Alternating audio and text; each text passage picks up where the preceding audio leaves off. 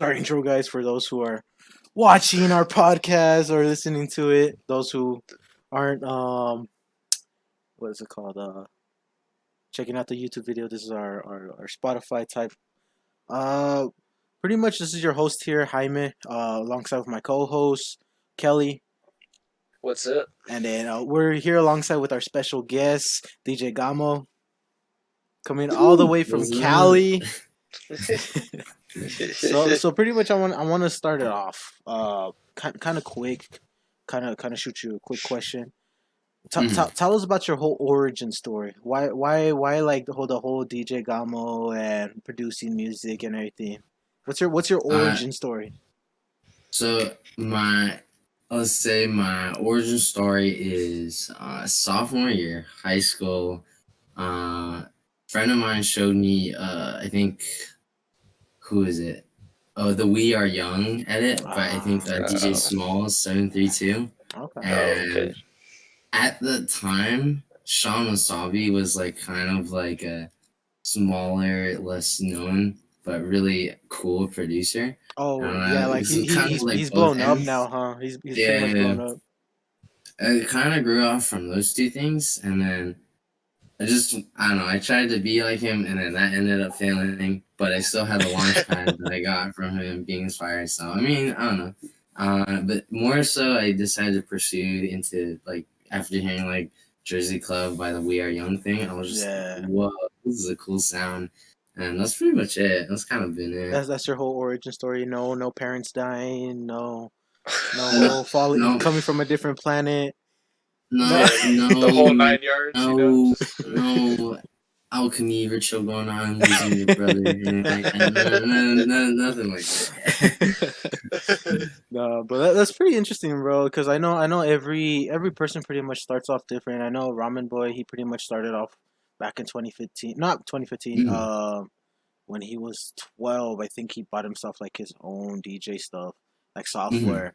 And so it's pretty fascinating just to know like how everybody pretty much starts off. You started off your sophomore year, pretty much listening from an edit from the We Are mhm. Young, and then was it Wasabi, Sean Wasabi, or what was it? Yeah, Sean Yeah, Wasabi. I Sean think he Wasabi. went by. No, I think it was the same name. Was the Yeah. same name? Probably. I wouldn't doubt it. Can look through all of his like early tweets, see what he says. Mhm. But yeah, I just find it fascinating because like as artists itself, artists. Woo! as an artist, each person, each individual has like a unique way on how they started off. Either Mhm. trying to imitate somebody else, or trying to pretty much pick off from somebody else, stuff like that. So it's pretty fascinating Mhm. in a way. But other than that, what? So that's the whole thing that caused you into like wanting to become like producing music and everything, right? Mhm. Okay. So why DJ Gamo? And for those Oh. for those who are listening, there is an A in the DJ Gamo, but like it's DJ Gamo.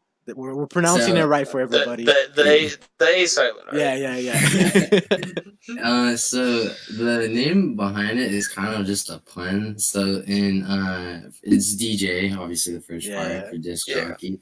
The last part is actually involving the J. So in Japanese, and at the time in high school, I was really into Sasha from Attack on Titan. I was like Mm. Potato Girl, and so I just thought to myself like in Japanese, when you convert it from like the characters from there to Romanized characters, the ja sound is a J if you were to write in the alphabet here. So just pretty much it just is I just use the J for both DJ and Jagaimo in English. Mm. And just it's just DJ Potato if I were to fully flesh it out. But that's kind of it. So technically it's DJ Potato. You're gonna be rocking with the potato Yeah. every pregame before Potato like gang. yeah. Yeah, pretty much, yeah. And I don't know. That's pretty There's neat. kind of there's no like story. There's There's yeah, there, like I said, there's no like losing an arm, losing a leg, losing your mom, losing your brother, putting them Nice. into like a single yeah. arm kind of deal. But it's just there.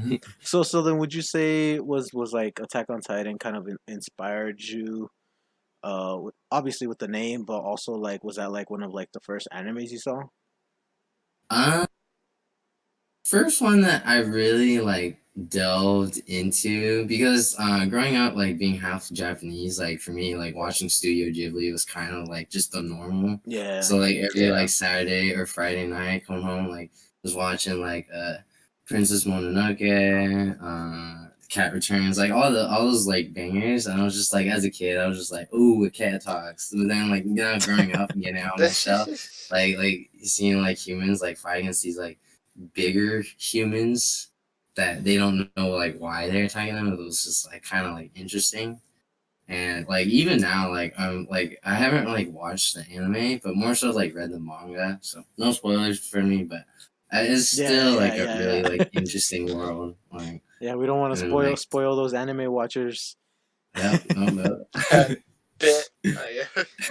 Because I know for Attack on Titan the final season is coming up. It's pretty hyped right now at the moment, especially Yeah, for those who read the manga. I definitely say yeah. It's kind of about to like put your head on even like how they ended. I'm not sure if they spoiled it, but I'll just say one word. If you guys know, then if you guys say I'm in the clear to spoil, whether or not it was the space. Spoiler alert for everybody listening in, just in If case. they got have they gone to basement? Is the I basement? think they did. I think they did in season. Was it season 4 or season 3? I thought it was What was the last season? uh Yes. I think 3. I don't Yeah, know. I because don't know. I from my remembering my memory, I don't know. I'm pretty sure they did go into the Okay. basement. I won't. Just to be safe, I won't spoil it. But like after that basement thing involving that, like and I think going into next season, like everything, like for the people who haven't read the manga, are just gonna have their world flipped, just like 180. Like I think so. That's gonna be interesting, man. That's gonna be very interesting. Yeah, definitely. Coming back to the whole DJing thing, Mhm. uh, you pretty much I think the only set that I've seen you perform was pretty much online, and it was on was it like on a Twitch stream? Yeah, it was for Waterworld. Yeah, It was Waterworld. by other producers that I have. I didn't know all of them, but I know some of them, and they're club producers as well, and they're from all of South America. So that was really cool. Yeah, so And it was was just that like your first time performing your set, or was there like any other time that you've performed? oh, the first I think actual set was I don't know if you know the producer. I know of him. I'm good. I'm on good terms with him. I just don't know him like as like a fan, Like a like personal personal level? level. Yeah. Yeah. Yeah. But Soju Cloud, he offered me to play at his thing. It was like a 9-person back to back, so 9 DJ back to back, and it was B9B, and that was my first ever set. I'm trying to think. There's one other one.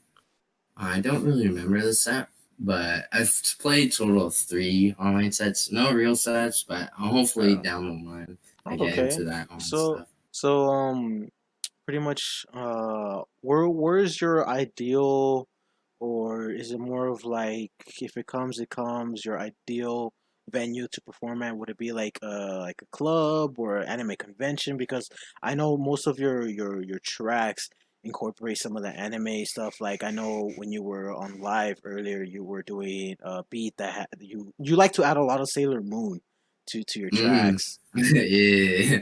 I think for me, anime conventions might be interesting, but I just feel like I haven't been to one, so I just wouldn't know. But I think maybe I feel like I'd at least like maybe cater to some of the scene there. Oh, okay. I feel like that would be good.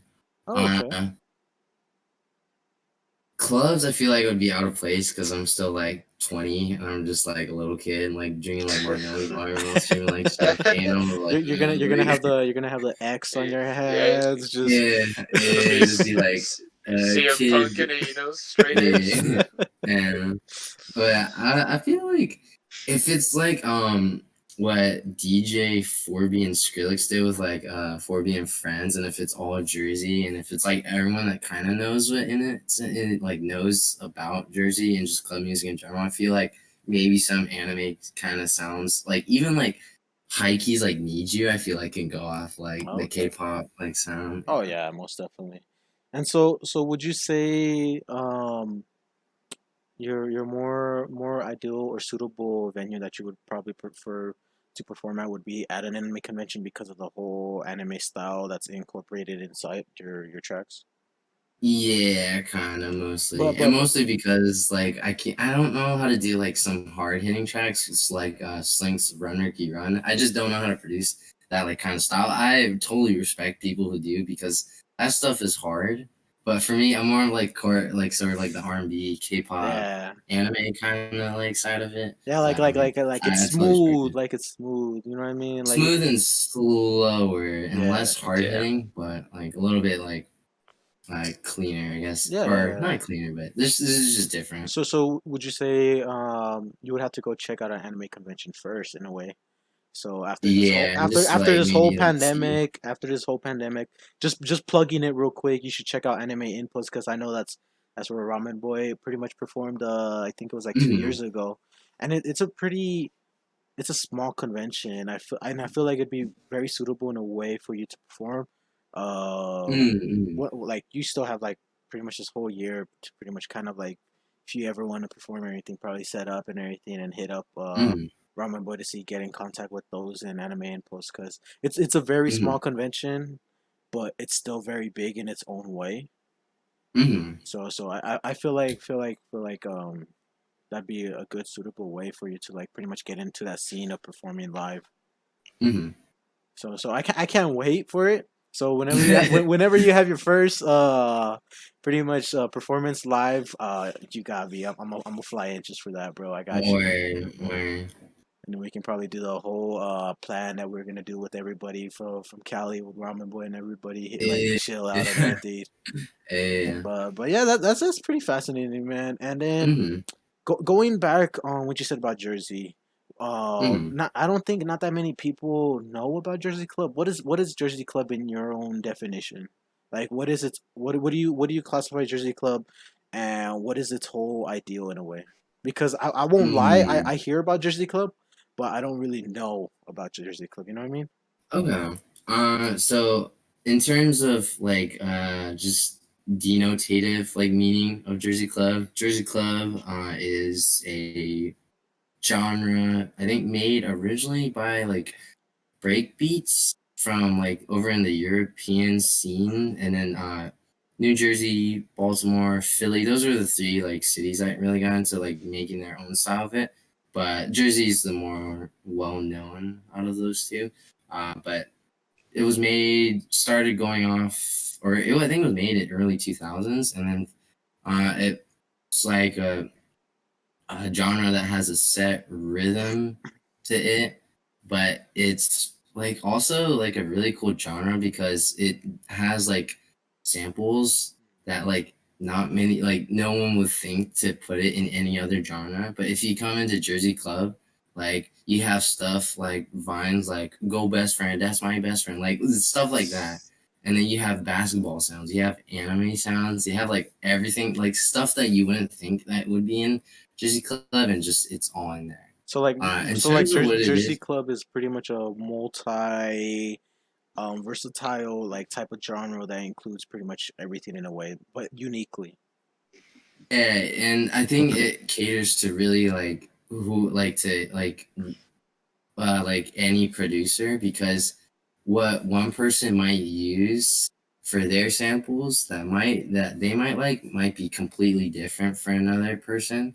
And so that's the one thing I really like about it, because it allows you to get creative with the samples that everyone uses, because you want to like, or for me personally, I think trying to like incorporate something new, so and like maybe even innovate in your own lane or in yeah, it's just like really like amazing about like Jersey Club and just club music in general. So Okay, that's actually pretty neat. That pretty much clarifies the whole idea of the whole Jersey Club because every time I saw or pretty much or a tweet about Jersey Club that you retweeted or anything mhm. like that, I was always wondering like what is Jersey Club? I never got really understood it, but then like pretty much from this whole clarification, it's like a whole multi pretty much Mhm. useful The thing. just the one thing that I think in terms of like what Jersey Club, going back to that question, like what is Jersey Club to me though? I think for me, if I'm being brutally honest, anything made from Jersey is truly Jersey Club. for me, I don't really like to go on the idea that my stuff is Jersey Club because for me, I feel like I would be kind of like taking something that really isn't mine Okay. from what they go through, like, they live through every day to day, like living in Newark and all that stuff. So for me, I like to call myself just club music because it's more broader of a term, but at the same time, you respect Jersey Club while also trying to say like, yo, I'm like club music, trying to make something different with like Okay. innovation of new stuff. So. Okay, that's pretty like a whole deep meaning behind it because I Mhm. understand the whole concept of what you're saying. Like, obviously, you're not from Jersey or anything like that, so you can't really classify your music in that whole term of the whole Jersey Club. So you don't Yeah, you personally don't want to generalize your music as Jersey Club because you're not making your music there in a way. yeah, So mhm, I find that fascinating. The whole category in that way, and mhm, it's more of like a humble approach about it. I mean, yeah, from a standpoint, from how I'm seeing it, that's it's mhm, pretty humble in a way. mhm, But going back on the whole DJ, on producing your work and everything, is there any like producer or DJ that you would famous or even your one any of your friends that you know, would you ever like want to work with? Like you can say like one famous person and one of like somebody you know, like you mhm. know what I mean? Like who would you work with like to produce a track or create a song and produce anything? Well, one when I was starting off, that I was really like wanting to remix, and then we eventually got to remix was Equal. At the time, I didn't like. He was at sitting around like 2,000 followers, so he was like really well known.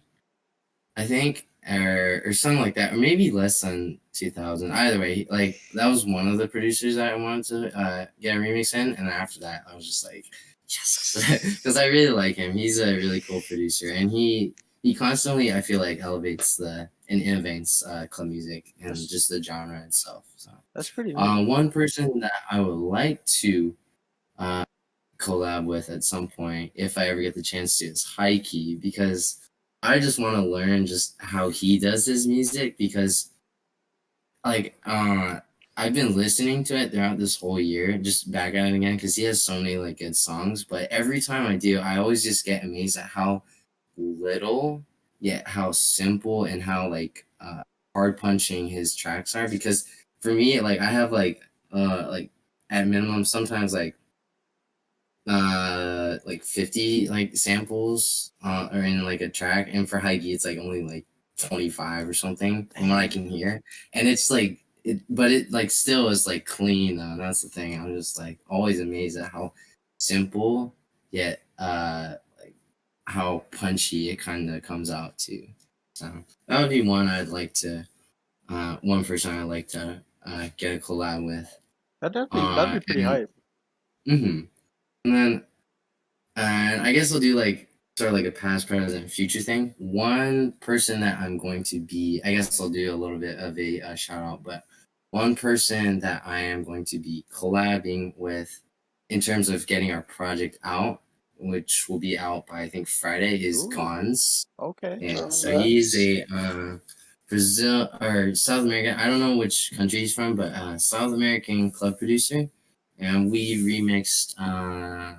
Was it I think Made in TYO's Skateboard P. Ooh. Oh, But I added like a J pop or like a Japanese like pop song chords behind it.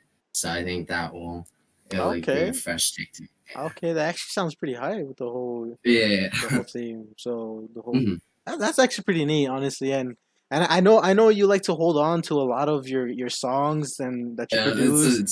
it's a curse. Yeah, cause cause Um, cause I always see you either when you start a live, you're either working on a track or mhm, you're starting a new track, and pretty mhm, much you like to tease a lot of your followers with a lot of like hidden music that you don't post yet. mhm, mhm. just a tip, you know. Yeah, yeah. Just a little bit, yeah.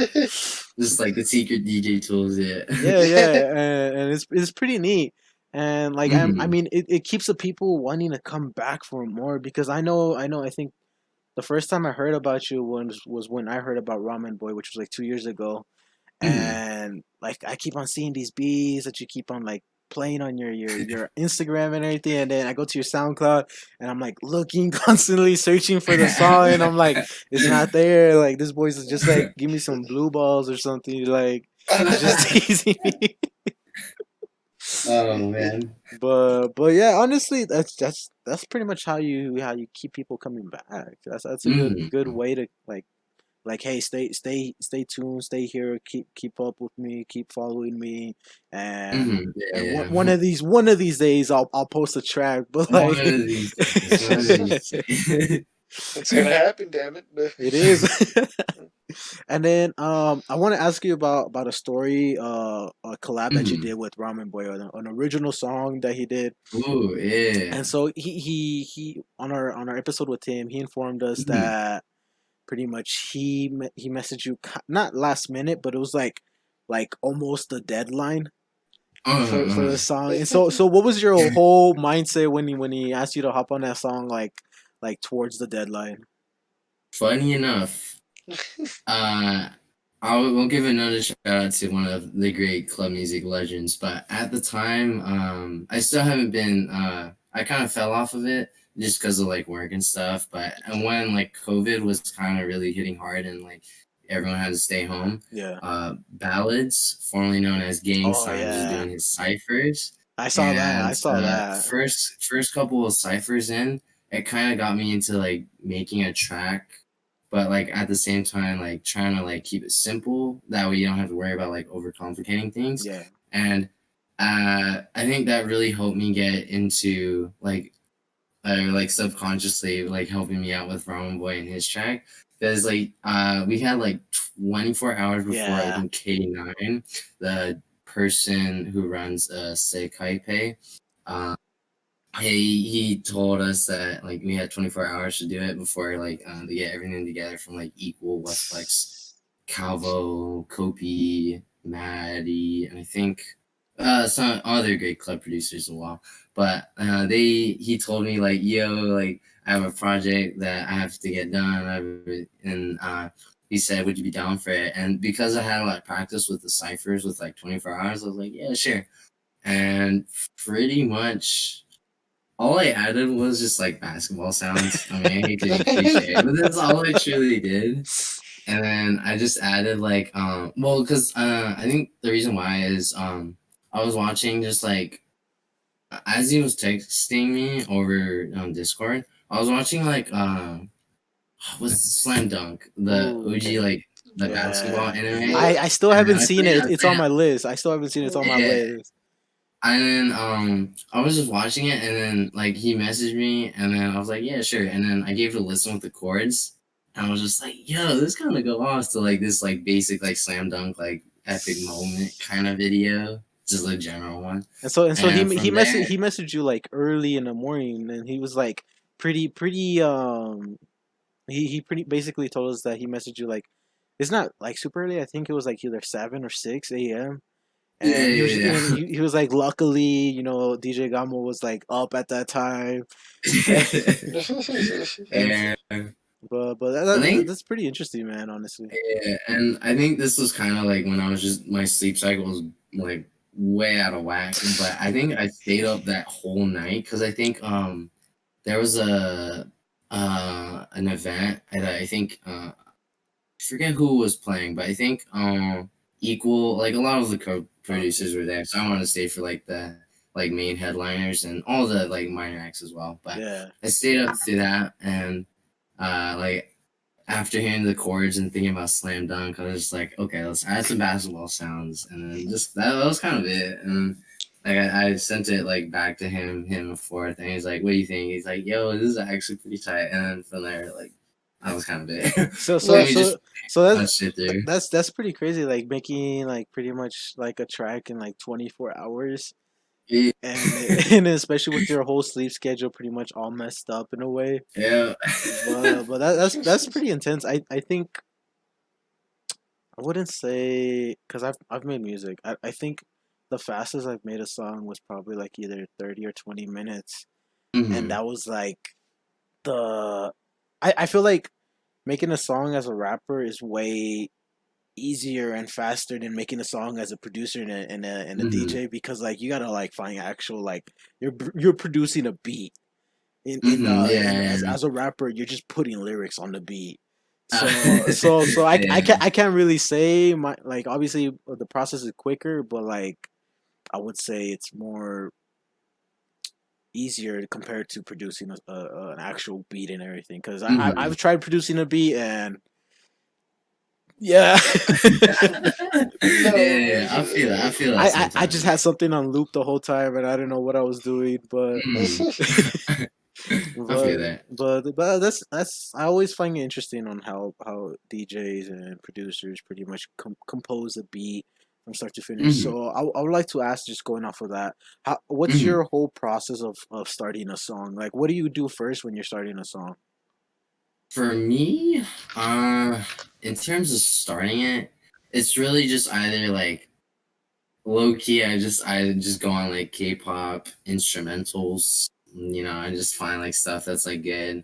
Uh, Sometimes I get inspired by other people's projects because recently I was listening to Smurdica's edit of "You're a Jerk," and he does like a weird kind of like trap step kind of thing with it. Okay. And I was just thinking about like, I want to do something with it, and then like I'm still sitting on it, but I mean I just get inspired just randomly through like random stuff. So it's kind of just like off the charts, I guess. But from there, I just try to just start like with the first drop, do like a middle drop, and then the curse that I have as well in terms of not getting out tracks is not finishing like a second drop, and I'm just like, but I mean, it's a curse and blessing. I get inspired like pretty easily, but then at the same time, I get burned out really easily. So Yeah, I I get you. just plan to like try to flush. I'm gonna try to like fix that. I'm just going down the road in the future, like producing. So. Okay. That's pretty neat. What's it called? Mhm. So, um, the whole process for you is pretty much listening, checking out beats, checking out like little Mhm. samples of like K-pop and everything. Mhm. What would you say at the moment would be your like favorite either K-pop group, K-pop artist that you usually like to sample off of? Some artists that I know that I like, in terms of like the lyrical part of it, Gray is really good. Because I think, was it Gray? No, that was J Park. J Park's also a good one. J Park and with like Hoodie as well. Those are some of my go-to favorites. Dean is a kind of a sleeper, but I like personally. He's also really good. Hayes as well. She's a really cool artist. I think she's really cool as well. In terms of the producing side of stuff, usually I forget. I think the producer is called Groovy Room. He makes like a lot of like instrumentals, like the chords behind the stuff that the K-pop like artists go like sing to. So I usually like try to keep out on like an eye out for like and like the radar for him because he's usually like a pretty solid producer. This is pretty neat. I won't lie to you. I don't know any of those K-pop artists is, Don't worry. but No, it's all good. I don't blame I'm you. a, cause I don't know why, like I had to like listen, if I'm listening to a song, like I want to understand it in a way. I And feel it. Yeah. like I there's some K-pop. I think the only artists that I know in that genre is like obviously BTS, and Yeah. there was yeah, the pretty much They usually know the the ones everyone knows. The the K-pop. one, yeah, the one everybody knows. But I think that's the only one that I can like remember at the moment. Mhm. But yeah, like I feel like their songs are very more melody based in a way to where it's Yeah. like it's catchy. And then when they add Mhm. those like little English words, you're like, I know that word. But Yeah. That's my word. Yes, I but got one word for the whole song. Yes. Score. you're just waiting the whole song, and then let's go, and then that's pretty much that's the whole song. Or But it's like just gray, like his tag. He just usually says gray, and it's like yes, I get that. Yeah. Good, good. that's pretty neat, honestly. I like the Mhm. way you pretty much unwrapped your whole producing and the music and everything with the whole anime wise and Mhm. pretty much in a multi-genre type of way. It's really Mhm. smooth. I really love the way you do your music in a way. Thank And you. and what's it called? Is there any like original tracks that you have in the vault complete, like either finished or like close to finishing, and like you feel like if you ever go back on it, like you'll be able to finish it now, or it's just a matter of just Mm, like getting back in that vibe that you were putting in there.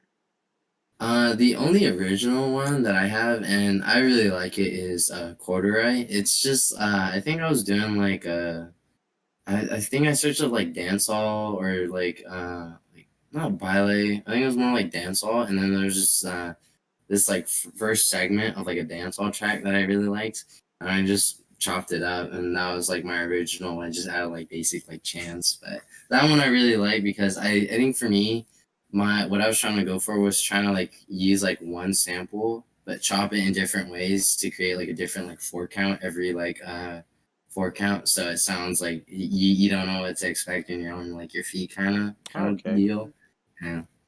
that's pretty neat. And so you have that one up on your SoundCloud, or is it like in your Yeah. vault?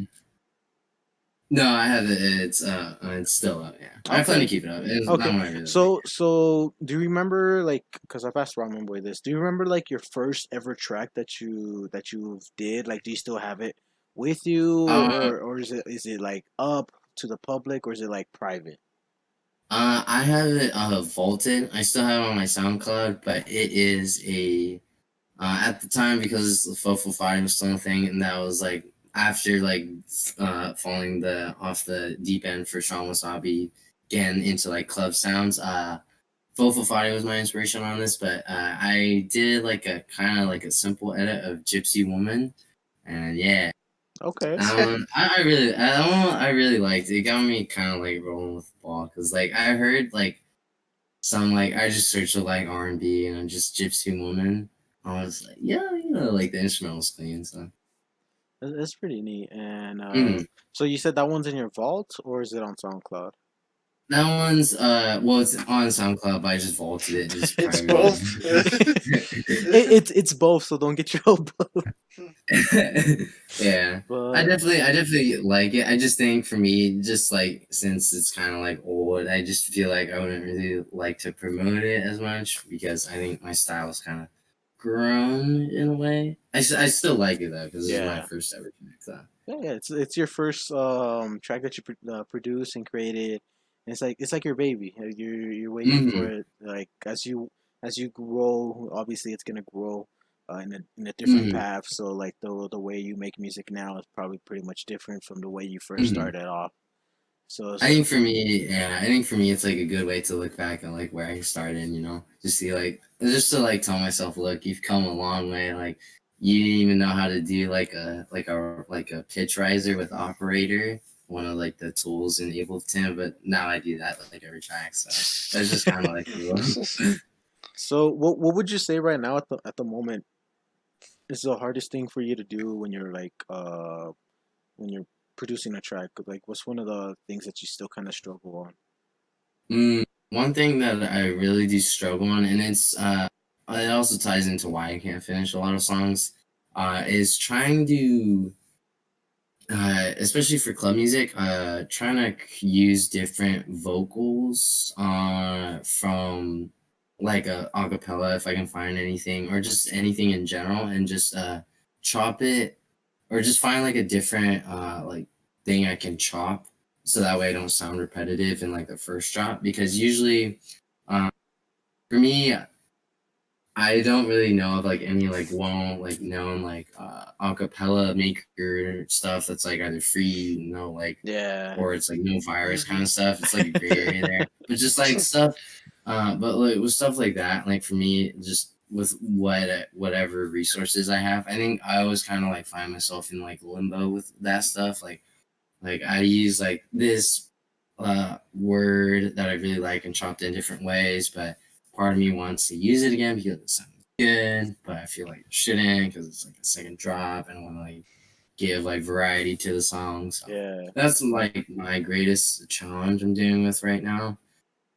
Another thing, I guess it's like another thing that I think I can not. It's not like something that's like staring at me in the face, but something I can work on is and I get these like weird phases of like using samples in like the same like pattern or not pattern, but laying them out in the same way Um, in multiple tracks. So I think for me, just uh, I definitely would like to learn, just work on just like trying to like change it up. yeah. Says like at one point I was like listening to some of West Flex's stuff, and he had like a layout that I liked, and I copied his style.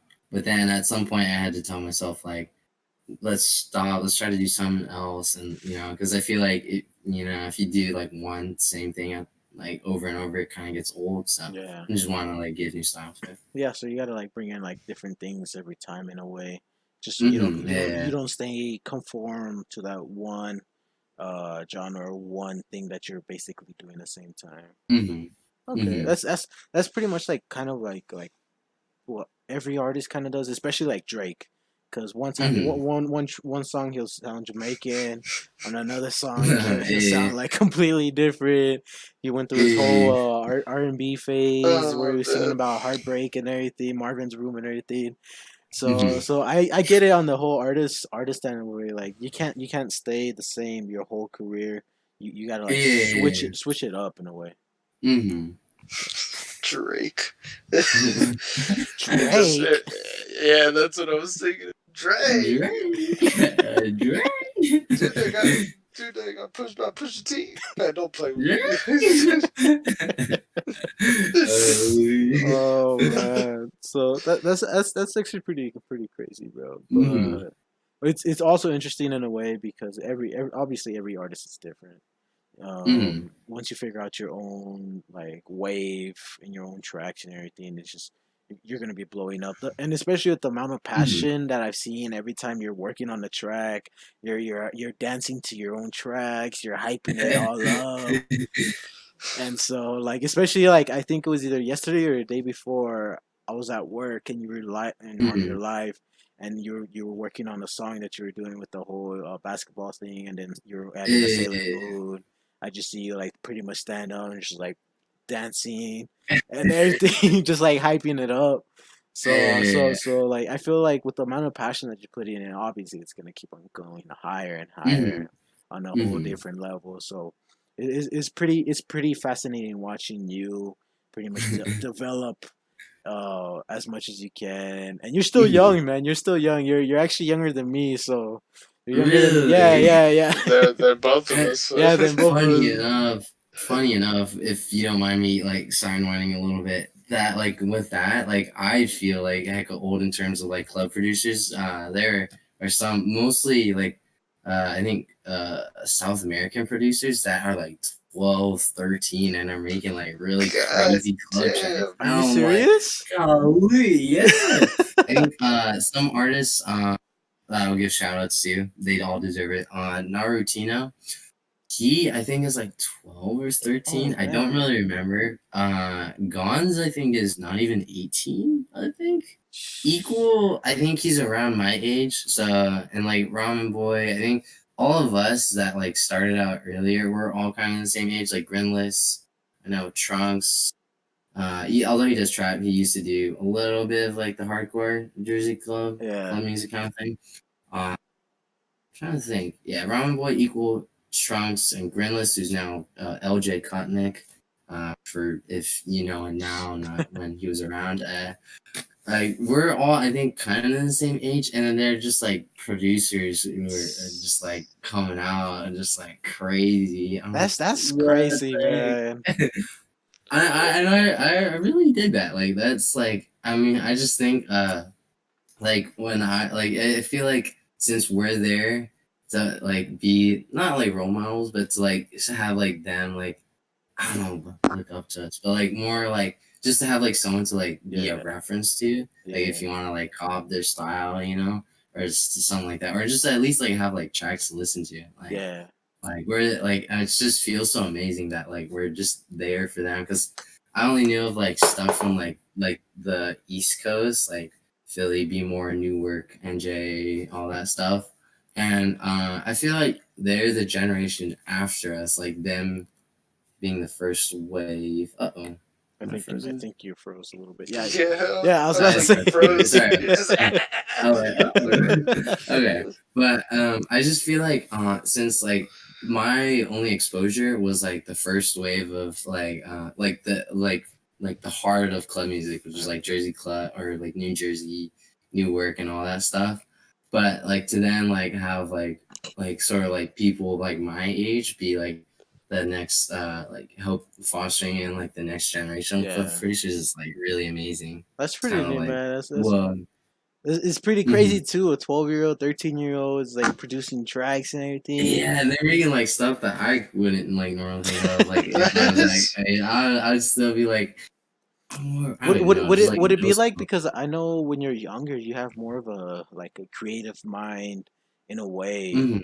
Like I remember like when I was young, obviously everybody was young, but like just having the whole creative like idea, you want to do like create this, blah blah blah, all this other stuff. Mhm. And I feel like the younger you are, the more innocent and more pure the creativity in a way is. And that's what kind of like I feel like.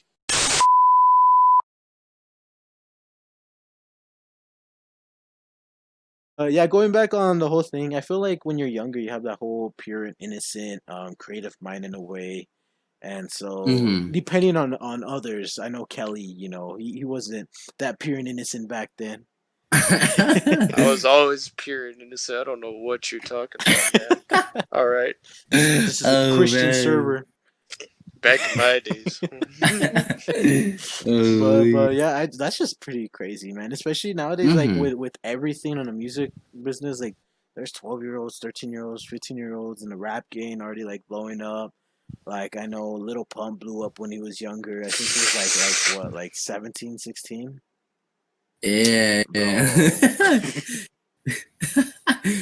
Bro. But Who it's was that one kid, Lil Tecca as well? oh Like yeah, Oh Lil he, yeah, Tecca, yeah. like I think he's younger than me, and he made like a like Bob, like I yeah, it's forgot what just the song I crazy. forgot what the song was, but it was a bop.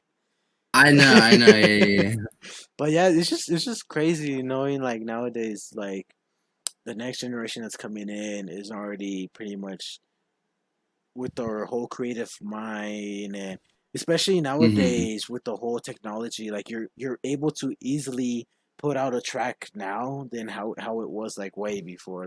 Oh yeah, Like most especially definitely, yeah. like you can have like a 10-year-old, 9-year-old, 8-year-old putting out a track on SoundCloud, and it'll sound way better than somebody like like has been doing it for a while in SoundCloud.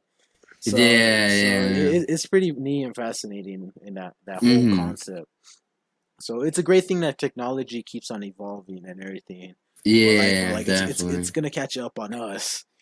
And so I'm already feeling yeah. it. I'm like, Nah, but that's pretty interesting, man. With the whole hmm. your whole origin story without your parents dying, without losing an arm and Yeah. everything, with Yep. you just know the just whole 9 yards. the whole 9 yards, What? just based No. off of a potato, you know. Yeah. Yeah.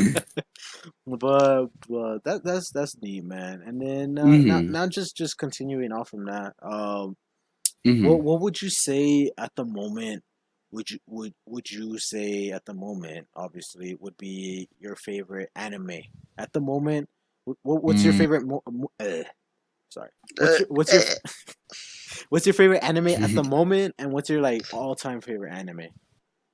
Anime at the moment, I've kind of low key fallen off ever since COVID was kind of like slowing down. Although Yeah, we're kind of in the peak now, as I'm saying this, but yeah. I'm trying to remember one that I really liked was I honestly forgot. But maybe if I try to like get Yeah. my all time favorite, maybe. Oh, okay. I remember what it was, and I think this also contests to at least, if not my favorite, one of like my many that I like a Yeah. favorite. But it is the one that I most recently watched is Hyoka. That one was Which one? pretty clean. It is called Hyoka. It's like spelled out romanized Hyouka. Okay, and what's that one about? Because that's the first time And I hear about that one. it's Yeah, about like me too. this kid, and low-key this is kind of how I felt too. Uh kind of, now that I think about it, it kind of fits me a little bit pretty well, and but not like with exactly verbatim like with anime, but Yeah. um there's this kid, I forget his name, but he is in high school. He has this mindset of like if he doesn't have to do anything, so he's sort of like a Shikamaru, I guess. He just won't do it. Yeah. But if he has to do something. Well, but his mindset is just make it quick with whatever it is. But he is in high school, and the whole uh ball starts rolling from the anime based on his sister who graduated from the high school to tell him to join this classic literature club that's at his high school that she went to.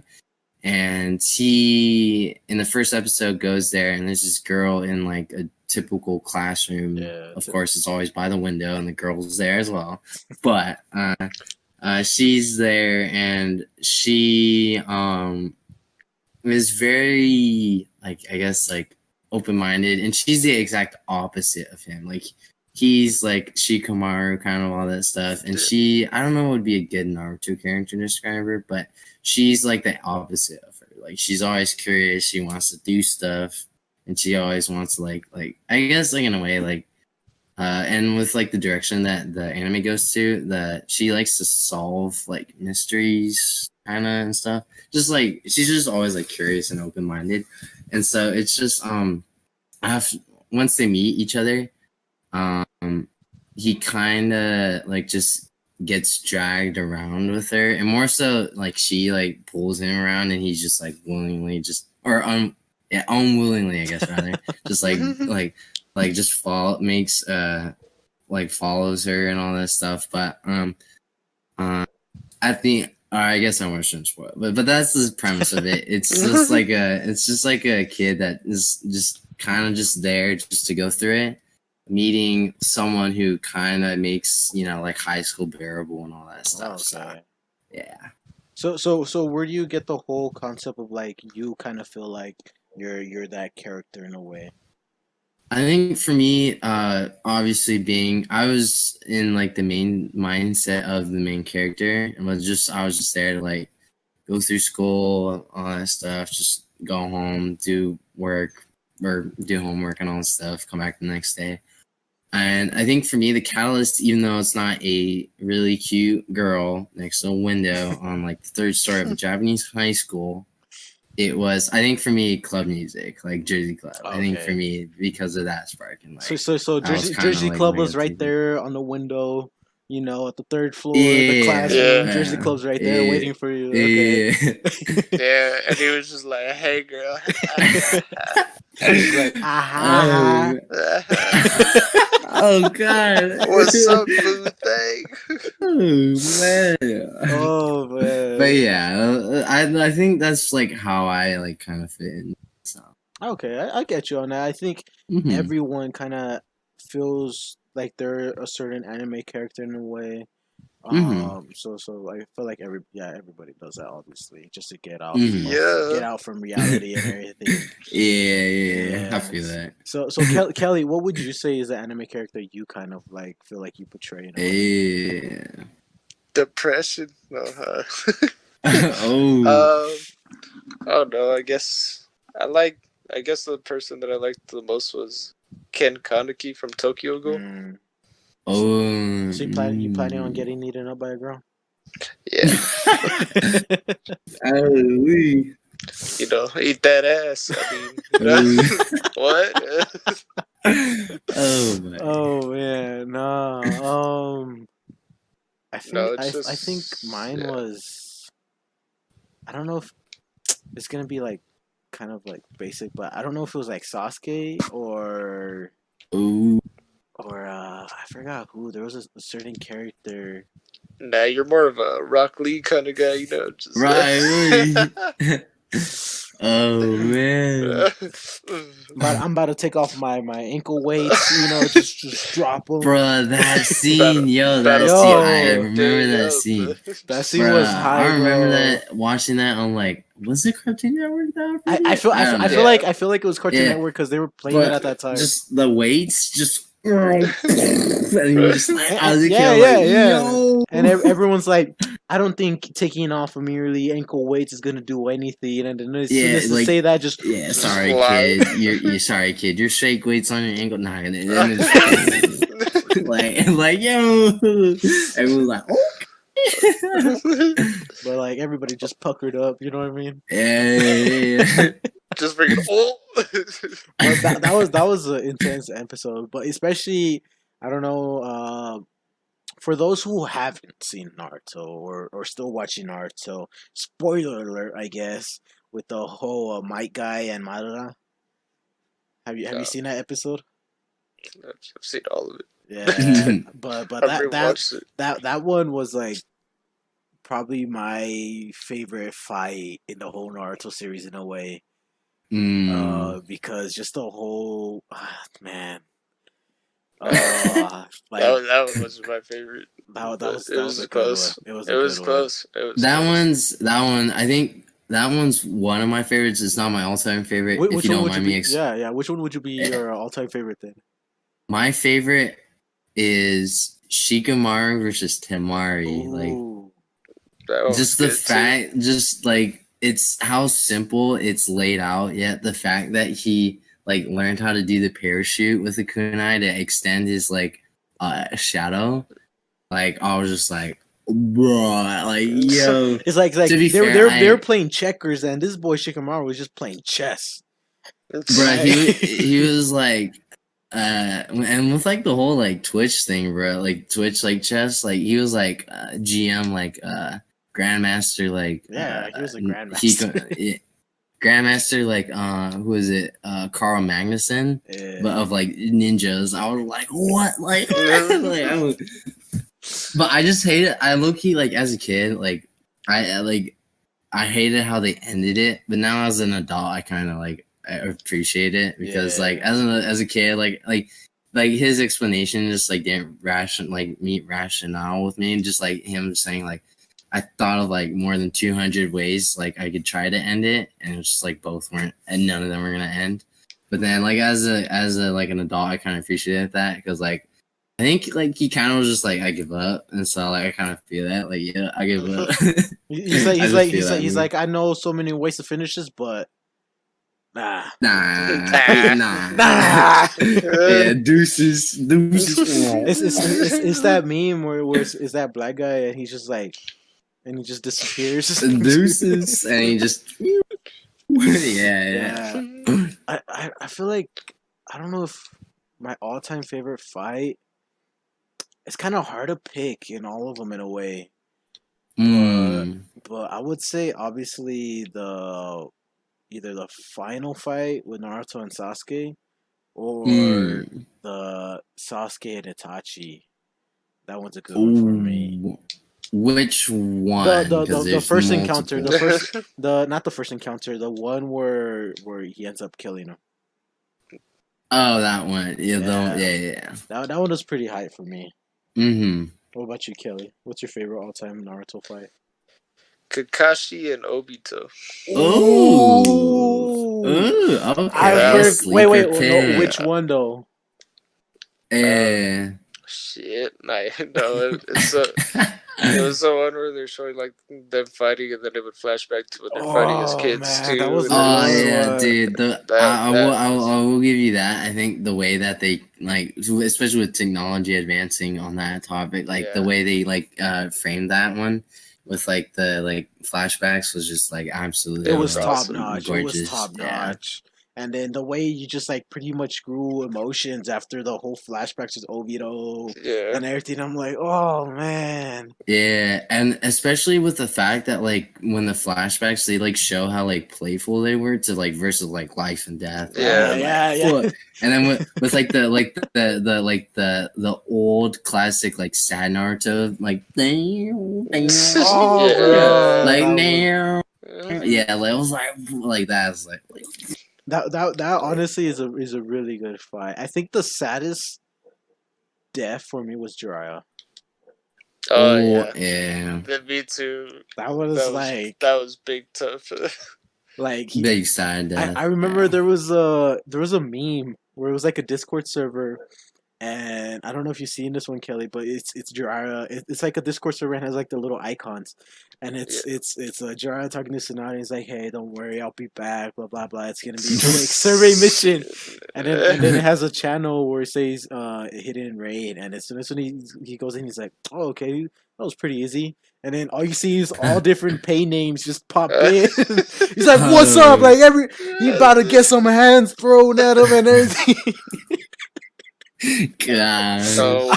I'll they probably did find him I'll dirty. probably find a video because it's like it has me cracking every time, and I'll send it to you guys directly because They like it's did it dirty. but I think that whole thing was like really great. Man, I feel that. But honestly, yeah, I think that was like one of the saddest deaths. Yeah, it was tough. Just the fact that like he was like Naruto's like foster father in a way, just Yeah. for him to die off. I was like, bruh. Big Honestly. bread. Yeah. But other than that, I feel like everybody's grown up with Naruto. It's either Dragon Ball or Naruto.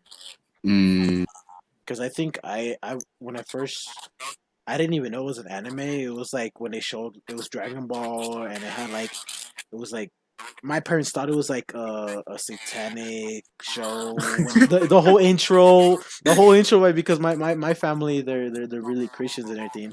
And watching that when I was young, they're like, yeah, you can't watch that at all. And I was like, what? No. Yo. But I think Naruto was like the first one I got like fully into. But I feel that. Yeah. because I never watched any Studio Ghibli until Oh, like Oh yeah. really? until like probably like 2 years ago when I was working at the movie theaters. Like I was able to watch those movies for free when Oh, they yeah. Oh, when they yeah. had the Studio Ghibli Fest. Yeah, I remember that. But those were like really good. Mm-hmm. So what would you say is your all time? Because I know you said at the moment, but like what would be your all time anime? Mm. Now that like I talked about like and we're just talking about now, I just I'm like doubling down on myself. I don't remember. Like I feel like I should, but I don't. It Hmm. can be an anime, hentai. It can be anything you You want. name It's like now that you say, Mm. Now that Now bring you've piqued hentai my into it, that's a whole interest.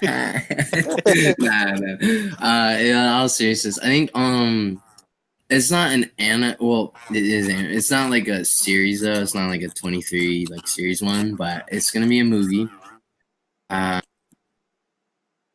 Kiki's Delivery Service though. okay, Oh, that was good too. okay, that's a good one. That's a good one. Yeah. I think my all time favorite would be either Your Name or Silent Voice Ooh. because those ones have really deep messages within them, Mm-hmm. and I really like that. I feel that. Okay, I lied. Mine is tied between Keys Delivery Service and Princess Mononoke. Those two, Okay, those ones. like the S plus tier. Okay. So what would you say would be the worst anime you've seen? Oh shit. Oh, Was like Ooh. like trash tier. Like it hurts like just even talking about that anime. anyone and like if there's anyone that like watches these stuff. Like nothing against you. It's just for me personally. No, just no, I it's won't. I everything won't. against you guys. Whoever's personal. listening, Oh, okay. it's pretty personal. Okay. Okay. Ones that involve lollies. I just don't get Oh, that. yeah. I'm like, ending the call, man. I'm like, and like, no, like, it's like, hi guys, I'm like a 13-year-old, but I really like two, and I'm like, yeah, no, like, It's like, yeah, no. this is where I stop. Yeah.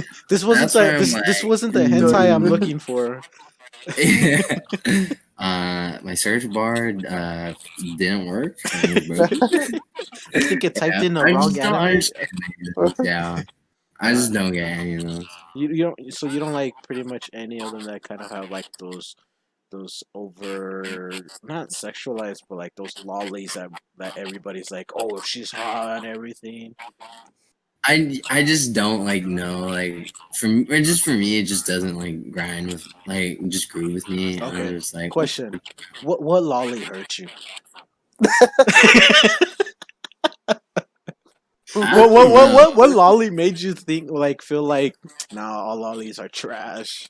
I don't know because there's so many, but I just know like I don't know. I don't know. Which one could you remember?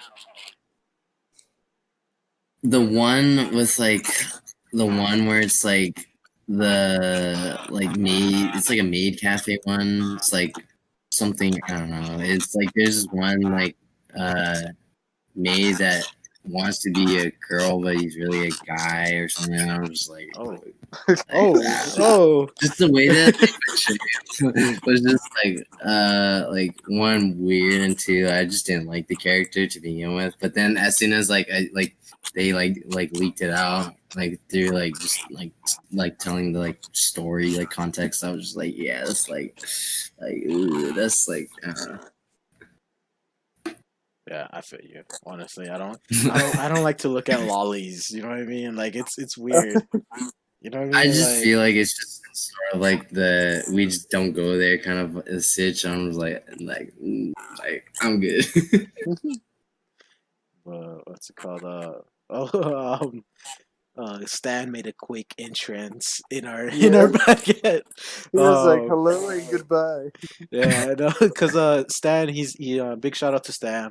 He'll probably listen to this one, but he's the one that helps me moderate this server. So he's the one that made it kind of flashy and more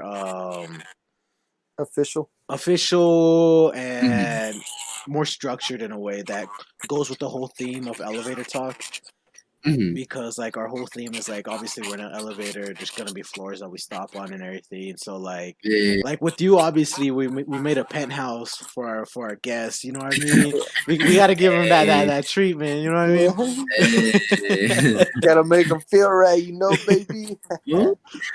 we got a little person in there, you know, just like making sure like you got like everything on set. You know, if you need some food delivered, we got you. Champagne. I feel that.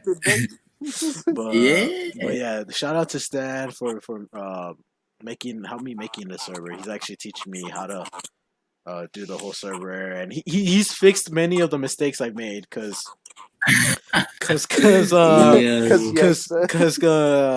think it was this morning.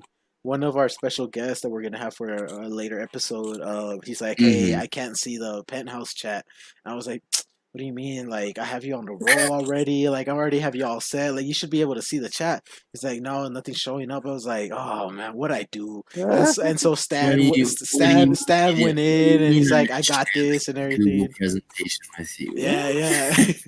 so pretty much Stan jumped in. He pretty much got everything all solved. He's like, yeah, I fixed the little errors you had. I was like, I appreciate it. but he will be on the podcast later on in a future episode with one of the special guests because they know each other really well and so they have a good chemistry and everything. So he's gonna hop on a later episode. So for those who's listening in, you'll probably hear about Stan on our later episode. Next time on Elevator Talk. 2 episodes later, you just hear It's gonna be pure screaming for the rest of the episode.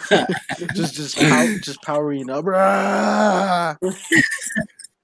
Man, chill. We're just in an elevator talking. Like, chill out. I think I need This to mute this homie over here glowing yellow. He got yellow hair. I think this is he got this is blue my hair stop. now. I think this is my floor. Nah, but honestly, like I think anime plays a big role in a lot of many things. Obviously, in your music, in the whole like a lot of society stuff and everything. Like I learned a new word. It was like a Ginkyuko or something like that, where you it's like personification in a way, but anime style. So like Earth Chan, all that stuff. Oh, I Yeah, think I know the word. I know the word. I think. I, I think it's like Gijinka yeah, or yeah, something yeah, like yeah, yeah. that. That word. That's the word I learned today. I was on an online E- convention, and so they did that, and so they even did like a live art of that word. I can't say it, but that word. Word is. And so they pretty much personified the moon, and it was like really nice and everything. And so Oh I'll yeah. probably send you guys the photo because it was a really nice way to see how they make it in a way and personify the whole ideology of a Mm-hmm. way. Mm. So what do you think would be what would one thing you would like to personify in a way into an anime character? What would be one thing? Jersey Club. I'm just kidding. Oh yeah. Oh I think for me, it would more like be like if I just going like the K on route because it's music related, but Yeah. like if it was like Ableton like tools like Simple Oh. Delay, Reverb. I'm trying to think of other well-known ones. EQ3, EQ8. Uh, yeah, something like that. Yeah, like those like That'd be they pretty have dope. but like for them it'd be like if it were like an anime, like they like have like their own quirky stuff that like Yeah, if as a producer you get it, but as like an anime it also just like would work as yeah, well. yeah. You should It would just be for any artists or anything willing to do a fan art or anything for DJagaimo, just let us know. good. Okay. What's up? Yeah, hit us up, hit our link, and we'll hit you up. But that'd be pretty interesting, honestly. Yeah. What about you, Kelly? What would one thing you like personified as an anime character? Shit. I don't know. Just I guess the type of like a second background of who you are. You know what I mean? Like a Like reverse your way of alter ego? yeah. Oh, okay. So Hmm. then, what's your alter ego? I mean, I'm depressed, so I guess happy. Oh man. And, but that's pretty crazy. I think the one I did was today. Actually, a sakura flower. Ooh. That would be nice. I feel A it. lolly form. I'm just Oh kidding. god. All right, I'm out of here. Good luck, guys. Deuces. Nah, but I think a sakura flower like would be pretty hype. I might commission someone for that because I'm trying to get a commission for another thing. But yeah, that sounds like pretty chill, honestly. Like Mm. being able to personify uh pretty much anything into an anime character. So that's Mm. pretty neat. That's pretty neat. But other than that, I know going off on our next question, I know you like to obviously play a lot of games. Oh yes, Yeah. sir. Yeah. Yes, Hell yeah. sir. He's like, this is my topic. Yeah. So, what would you say is your favorite game at the moment? If you were to pick one that you had to play like for the next 72 hours. 72 hours? Is that a joke? I don't know. I'd be down with that. Nah, in all seriousness, Destiny 2. Destiny 2. I see Destiny you 2. post a lot about that.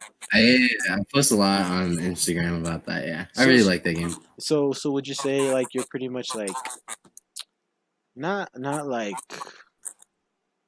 the best in that game, but like you pretty much know how to handle the game, or how would you consider yourself in that Destiny 2?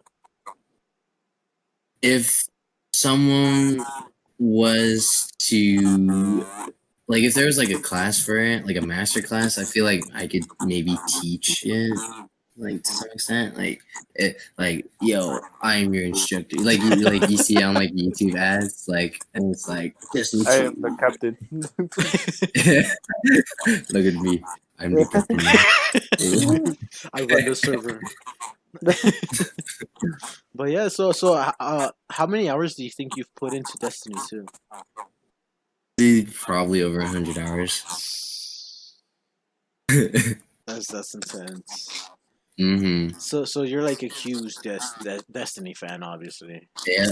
I think because I got it day one, like on Destiny, just flat out Destiny. I've been there since day one, so I think because of that, like I think being like on the train, like really helped me still like have a passion for it. Because I think if I like joined in like halfway through, I'd be like, "What is this game?" Yeah, kind of like out of the Yeah, vibe. yeah. I feel you. That's kind of like how I was with the game. Mm-hmm. Cause I think I got the game when it was like free on like for a certain month, and I was able to download it. And I'm Mm-hmm. like, oh, I'm gonna try Destiny. And then I play it. I'm like, oh, cool. Oh no. But Destiny 2, I think was, in my opinion, way better in my playing experience, like than Destiny 1. I think. I feel like I think Destiny 2 is more fleshed out and it's more like cleaned up upon because in Destiny 1 I can go into detail, but there's a lot of jank in that and like it's like really broken as a game. That's crazy. I wouldn't doubt it. Oh yeah. So is there like any way, like, is there prestige or anything just to like distinguish that, or is it just like level, Distinguish it in like what from like like 1 like to like like your high level character or anything like that? I think it's more so like in terms of distinguishing yourself, it's just more so like personal achievement kind of stuff, like having like um I guess like even though this is a different game series, but I love but like having like those battlefield moments, but for Destiny, Yeah. I think what like Bungie like kind of offers for having uh like those moments for like distinguishing yourself. So Okay. That's pretty neat, honestly. I can't really say I've gotten really into Destiny 2, but it was pretty. It's a nice series, yeah. but Mhm. other than that, it's pretty neat. So is that one of your favorite games, like all time or at the moment? It is. I think with this previous season, with them doing like the Fortnite Battle Pass thing, it's kind of been like a rough patch in their history of stuff, but it's all right. Um, Overall, it's one of my favorites, but I have like some other games that are like in my Hall of Fame. It's definitely in my Hall of Fame, but You it's have I'd some say ones that like are higher. some that are higher. Like So then, it's like if which it one were to would you be like? Which one would be but your top Hall of Fame? mm, Like, which one was the first one to be inducted? The champ. it's gonna be a low key a throwback. Mario Kart Wii, Ooh, definitely one of them. Borderlands 2. Uh, Trying to think. Dark Souls 3 okay. and Battlefield 4. Those are like those are my like classics. And not in order, or like it's Not in order. not really. No. Okay, okay. Just for those listening, he didn't put those in order. Okay. So don't Just make come sure. don't come throwing heat at him. Oh, okay, we're good. We're good. We're good. Just to We're not- clarify. But yeah, I think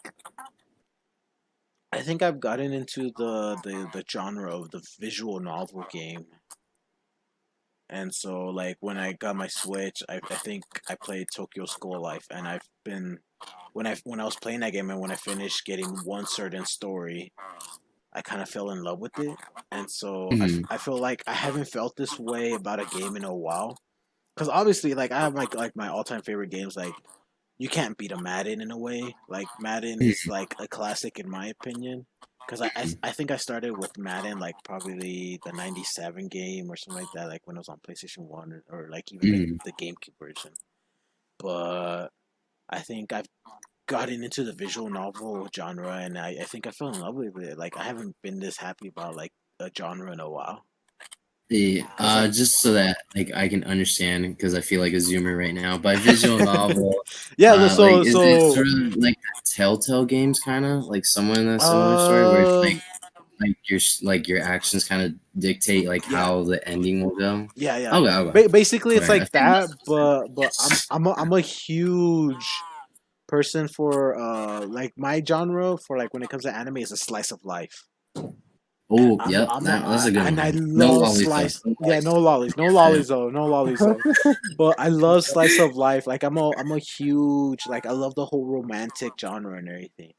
And Yeah. so visual novel, the one I played Tokyo School Life. Shout out to the game creator for that one. Mhm. It's like a romance game in a way. So depending Mhm. on your actions, you end up with one of the three characters. And you're a foreign student that's coming. You won like a prize or something, and you get to be there in Tokyo for like I don't know if it was like 2 or 3 months. Like a And vacation yeah, kind of. something like that. But Yeah. you're there studying at the Japanese school, and you're getting that experience and everything. So the game Mm. itself does give you like history about Japan and a lot of stuff like that, and it's like very fascinating Mhm. that way, and so I liked it like that. But oh my gosh, I fell in love with it. Like I was fangirling over it when I finished it, and I needed to Hey. get like the other two endings. Mhm. But I think I fell in love with one of the one of the characters is Karen, Karen. Oh no. Yeah, she Is it a Karen or a Kadian? You got distinguish. Oh, okay. So thank Japanese, God it's not a Japanese. Karen. Yeah, it's not a Karen. Oh, Better but not be. Yeah. but she's not really a tsundere, but in that way she is. But you Mm. find out, spoiler alert. I don't know for those who want to play it, but you find out she's a pop idol, and I'm like, Oh. yeah. And Oh. Oh. I didn't like her in the beginning. I didn't like her, but I good thing I saved my game at a certain point where I saved legit. I was He's lucky the game shark. Let's go. it was a big gamer move. I did a save slot, and from there on like I went back to that save slot, and I was able to do the other two stories because Uh, from that one action starts leading directly towards one character. mhm. And I loved another character named Aoi, and she was Mm, like kind of like a mother type like character. Like she knew everything in a way. And mm. so I was in love with that one first, but when I got the ending for Karin, oh my god, like it was just like I wanted to cry, bro. Like that's why like it got me into visual novels, and surprisingly I got this game. It was on sale on the Switch for like $1. What? Yeah, it was on sale. Yo. Yeah, it was on sale for $1. I'm like, you know what? I'm gonna try this game out, see what it is. Yeah. And I got that Finesse. one, and I got two other games that were on sale too. One of them was I think $5, and another one was another dollar one. And I'm like, bro, like these are like good ones. And one of them I have on my PS4, so I'm like, I was playing that one, so I was like, might as well get on my Mm, Switch. But yeah, I'm like a whole hopeless romantic when it comes to those type of genres. feel that. I feel that. Yeah, so I'm an emotional man. Mm. Huh. If you haven't It seen Your really Lie in does. April, you don't know how to cry. Oh. Yeah. Have you seen Your Lie in April? I haven't finished it. I I started it, but Bro, I got to like the I forget how English class went, but like the part where it's like not the climax, but you start hearing like seeing like stuff where it's yeah. like it hits hard, but it didn't hit hard enough where I would start to cry. But I know from what I've heard, I know No, there's someone. there's a lot of memes. There's a lot of memes for it. Because I know there was a meme that I saw and I was laughing because it was like a mom and dad are like, hey, where's the child's name? I forgot the child's name, and they're like, Mhm. oh, he's watching the ending for Your Lie in April, and it just shows the dad dashing into his room, and the kid has a noose on his head, about to hang Oh himself. And God. because from Oh, the ending, that's why that's like how sad it is. He's like, bro, like I'm not spoiling it. I don't want to spoiling it, but like the ending is like, if you don't cry, bro, like oh, oh, okay. You know like what? That's gotta be my homework. That's gonna be my homework. Thank yeah, you. Thank you. bro, you need to watch it. That's the only anime I can let play while I go to sleep because like it starts off smooth, Mm. but like I fall asleep when it gets towards the ending because like I don't want to watch it. Like, That's too long. I feel that. but yeah, what's one anime that you feel like made you very emotional? One that made me emotional. It's kind of a weird pick, but like it kind of hit home. Was this one called? I don't know the English version of it, but it's called Zonkyo no Terror, and that one I think I really dug. Oh, okay, so like it hit you in that like right spot. You're like you just like started shedding tears. Was it At like the end, yeah. yeah, At the end, yeah. manly tears. Yeah. Yeah. Big man. Well, Yeah. what about you, Kelly? What's one anime that like made you tear, man? I mean, that depends, dude. Because I mean, like, Like sad, like not happy tears, but like sad. Oh, no, I I got mean, another like, one after him. think about it. Because like Naruto, you bunch of stuff. True. Tokyo Ghoul. I think that's why it's one of my favorites. It just really hit home. Because a girl ate you. Uh, Yo, dude, that's no, doing. when you actually look at the perception of the anime towards like what it's doing with the whole show, like you understand what's going on, and it just kind of makes you feel what's going on. Yeah, yeah, I feel you. I feel you. They made Kaneki a man in Tokyo Re. Mm, Yeah, they did. They did. They did. No. What's going back to DJ Gamo? What you have another one? Darling in the Franks. Oh, dude! I I'm gonna watched. let you have I your mind blown real quick. I gotta turn my lights on. go for it. Go for it. Go for it. Oh my god! Hey, bro, Are you able to put your headset on? World record speed Because run. Let's go. I have But yeah, my Darling in the Franks. charger. Nah, bro. But going back on Darling and the Friends, bro. Like I had when it first came out, I watched the first episode and I was like, and so I put it on my queue list. And then when the whole quarantine came in, I was like, you know what? I'm gonna sit down and watch it. And oh my god, bro. Oh man. Damn, like they made it to where like I don't think they'll make a second season, obviously. Uh, I like how it is here. Like just it's It how was a it's right. straight yeah, it was a lot of people were mad about it, but at the same like I feel like it was a really good ending. I feel like if it was to be another season, I just feel like it just wouldn't work. I It just wouldn't. feel like it just. And I guess like this is gonna be like way throw off, like sidewinder, but Uncut Gems, the way that they ended it, I won't spoil it because if people haven't. Oh, Oh yeah, dude, The way no, I feel, we were talking about it on the episode of Ramen Boy because he said that's one where he was like really his anxiety was like up there.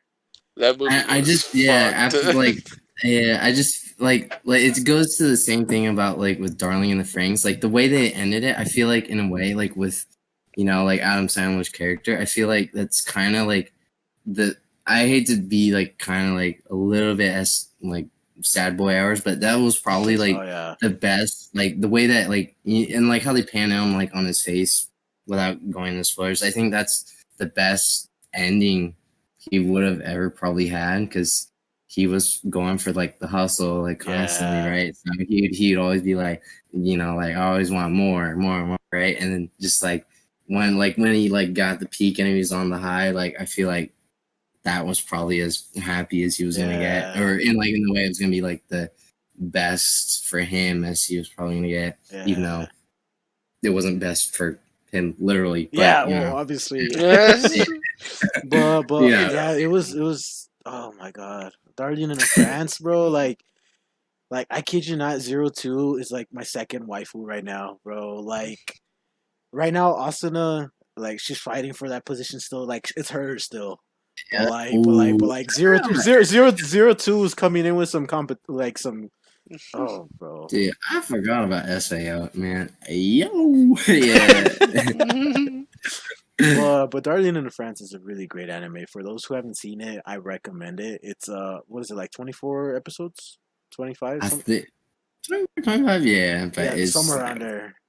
Just be ooh, patient with it. The first episode might be slow, but it builds up. Like, oh my god, it's like let's say DJ Gamo's building up his track and it's coming for that drop.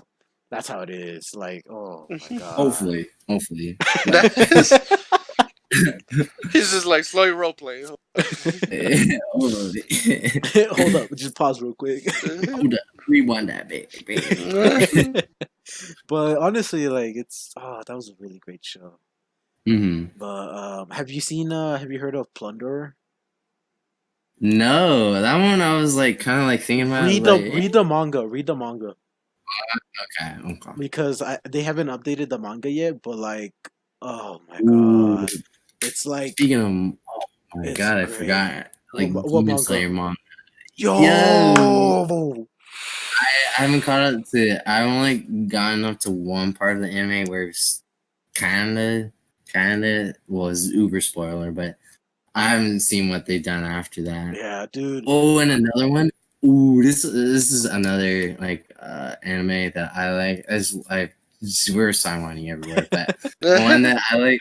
One of my all-time favorites was the Seven Deadly Sins. That one. Ooh, Ooh, that's one of my go-tos. that one's a really it's in the top tiers.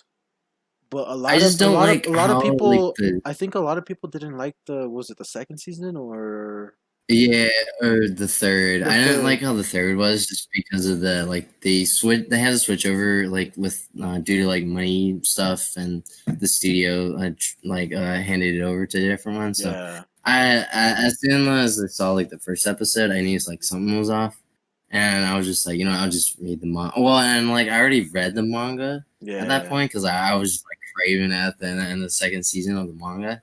And so like after that I was like, yeah, we'll stick to the manga. But I mean, like, dude, it's yeah. No, I read from the manga from I think where season 3 ends, and I read from there on. I think, or it was a season 2. I think how the way it ends. I think I read on from one of those endings, and yeah, oh, bro, man. like my favorite character is Escanor. Oh yeah, Yeah, he's so there. Yeah, I like him, yeah. dude. He's like Yeah. he's like yeah, he's like my favorite, honestly. I had a group chat with my best friend Nathan, and we were like, he's Meliodas. We had another guy named what's the guy the puppet one Out there, no the one that looks like a girl but it's a guy, the trap. out there, right? Out there. Yeah, yeah, yeah, I yeah, think yeah, yeah, it's. yeah, yeah, yeah.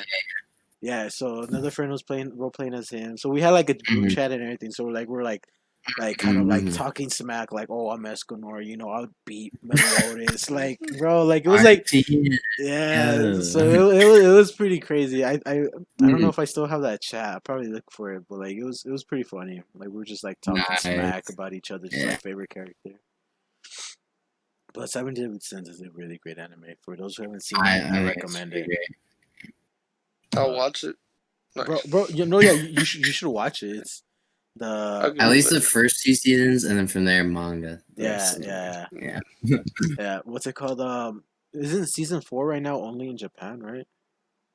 Or they Either haven't that aired it? or I don't think it's aired, but I think like the manga, It's like it no no. the I think manga. season 4 it's aired in Japan, but it hasn't aired over here. Oh, really? Like Okay, it maybe aired, I yeah. don't know.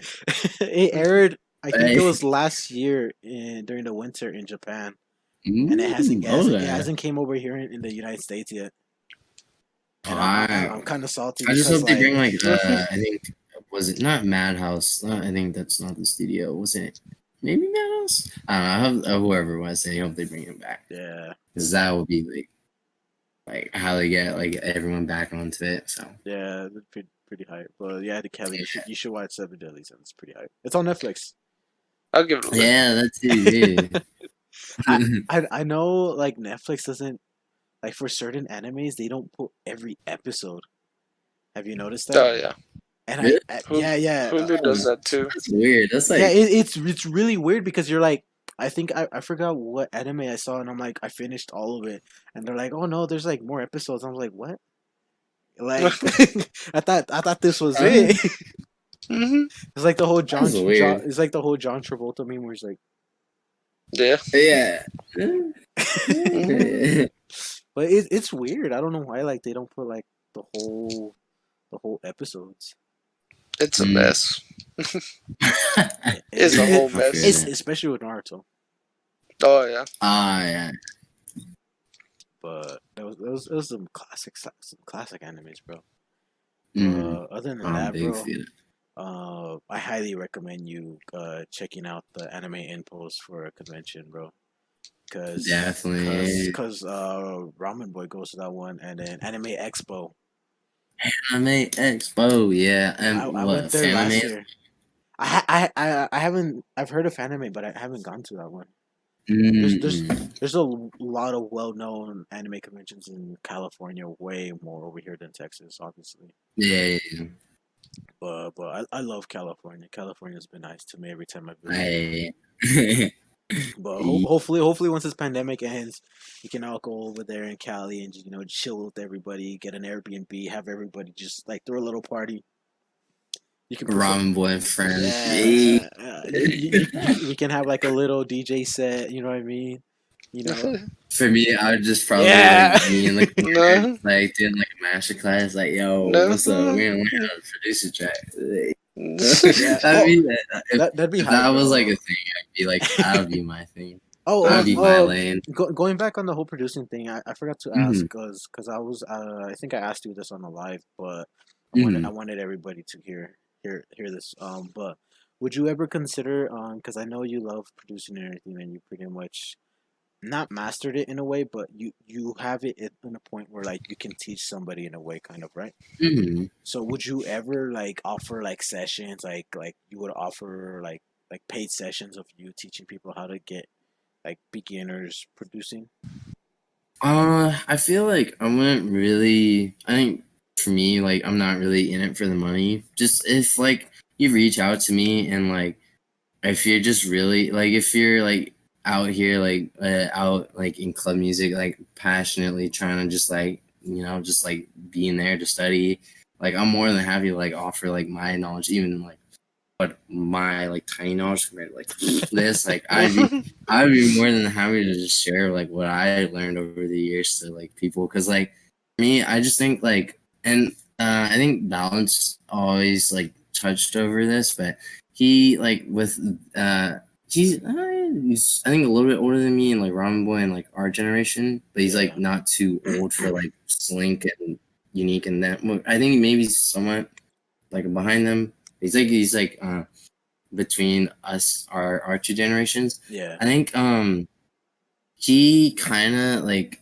since he's had more exposure and I don't know, like haven't had any exposure, like he says that like the older generation in terms of like just not knowledge but like passing down knowledge more so, they're kind of a little bit like Stingy. tight about it, yeah, and they kind of like they're more so in it for the like money. They're Yeah. trying to do it as like their business because like I think for them like it's their way of living. So I definitely respect it there.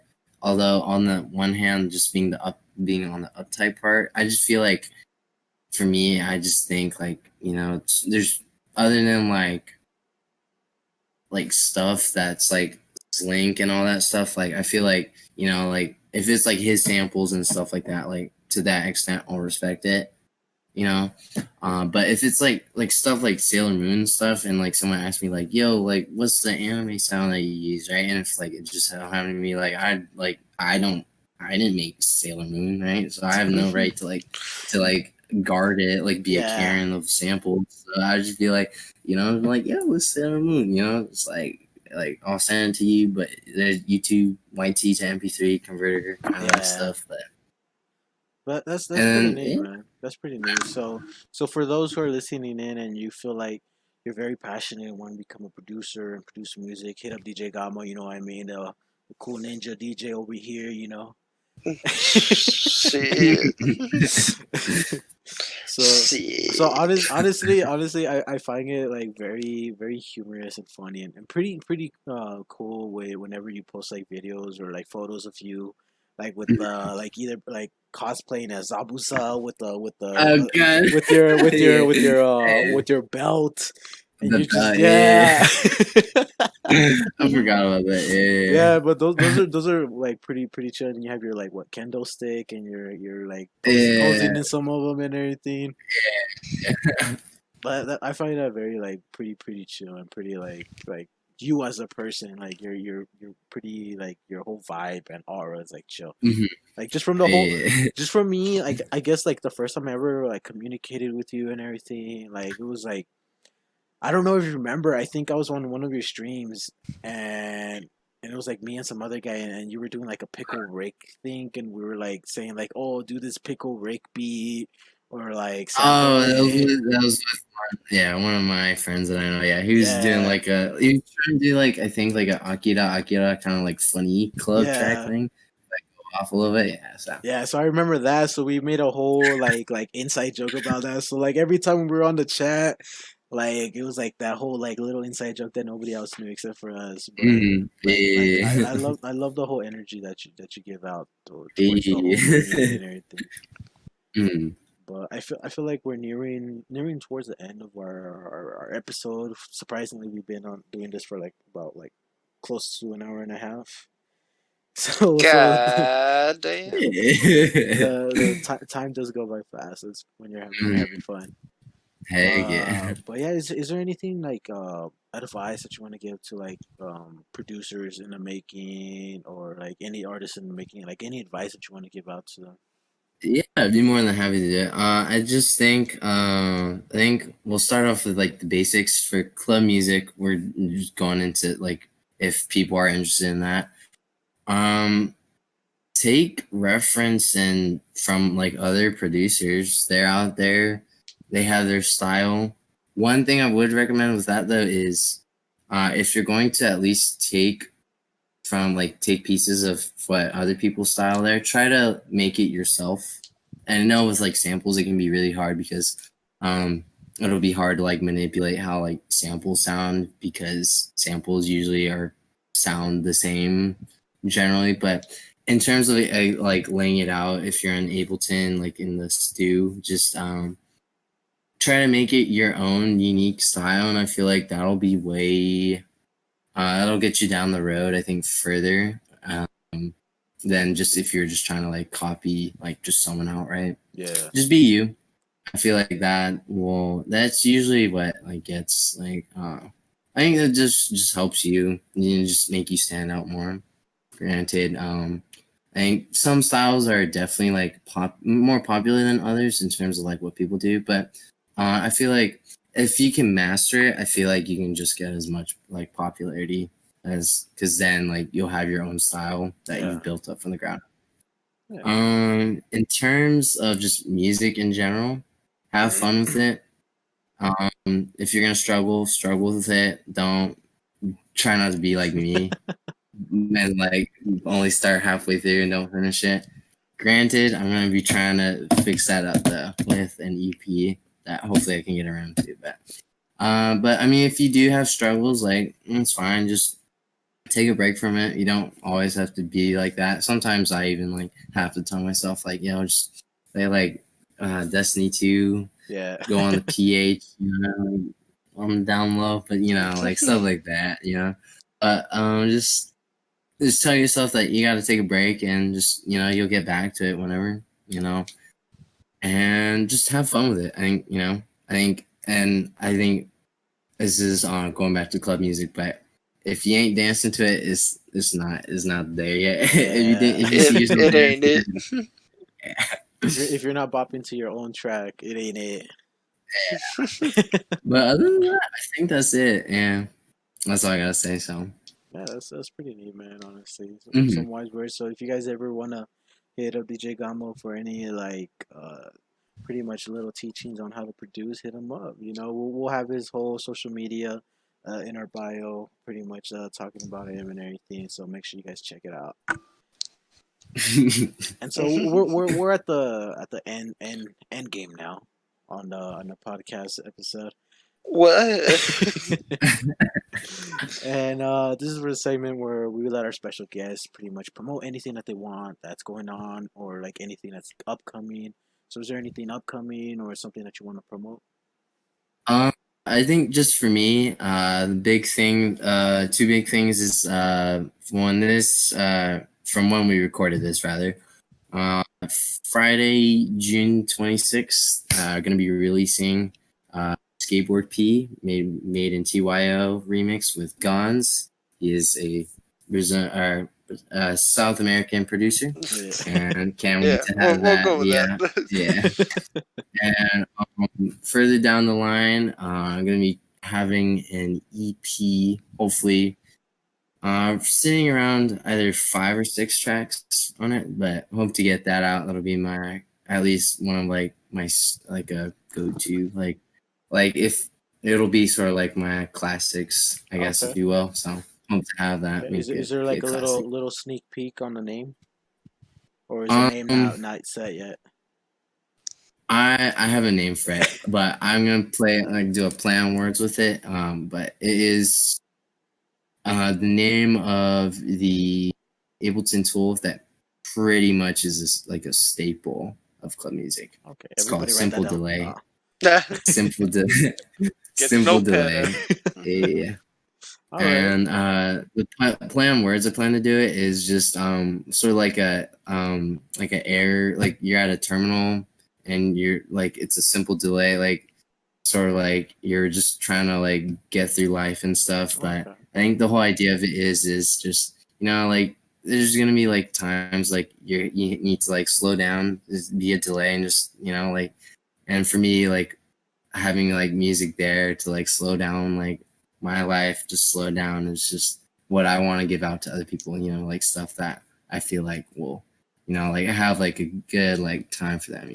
Okay. I give them like something to like slow down the world and how hectic it is, just how crazy it is out there. So That's actually really, really good, deep meaning on your whole EP, and I find that fascinating. Mhm. So, is there anything else that you want to promote, or would that be all for you?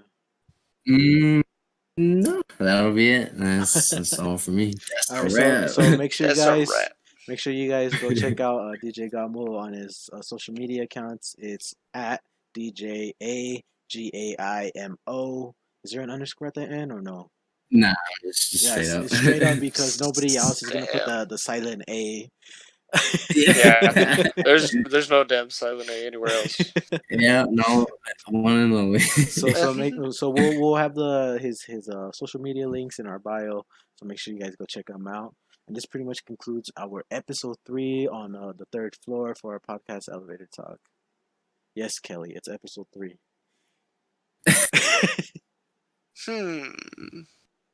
Indeed. Suck my ass.